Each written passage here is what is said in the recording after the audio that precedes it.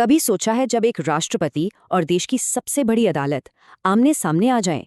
Trump और supreme court के बीच ठीक यही हुआ। एक तरफ सुप्रीम कोर्ट ने ट्रंप के टैरिफ को गैरकानूनी बताया और कुछ ही घंटों में ट्रंप ने नए टैरिफ लगा दिए। ये हुआ कैसे? तो ये समझने के लिए थोड़ा पीछे जाना होगा। देखते हैं ट्रंप ने ये सब शुरू कैसे किया। उन्होंने IEPA नाम के 1977 के एक कानून का सहारा लिया। ये कानून राष्ट्रपति को इमरजेंसी में ट्रेड कंट्रोल की पावर देता है।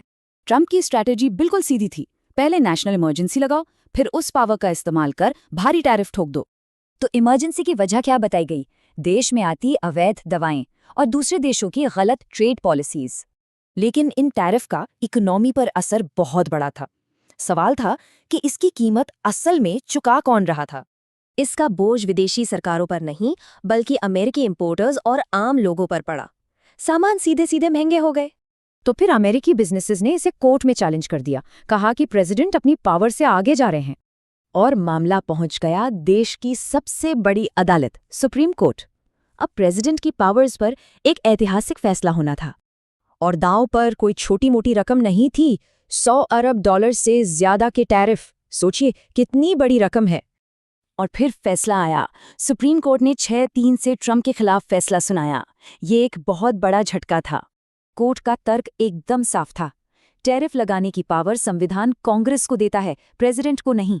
ये फैसला शक्तियों के बंटवारे के सिद्धांत को और मजबूत करता है, जो किसी भी डेमोक्रेसी के लिए बहुत जरूरी है।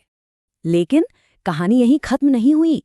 इसके बाद जो हुआ वो शायद सबसे बड़ा ट्विस्ट था। ट्रंप ने इस फैसले पर बहुत तीखा रिएक्शन दिया, इसे बेहद निराशाजनक कहा और जजों पर गुस्सा भी दिखाया।